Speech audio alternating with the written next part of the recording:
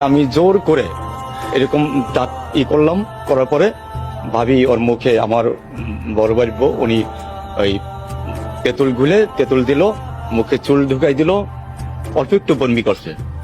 এর ভিতরে ভ্যান চলে আসে, ভ্যানে করে মুলাদি নিয়ে যাই, মুলাদি নিয়ে ওয়াশ করে ওখান থেকে আবার এখানে নিয়ে আসে।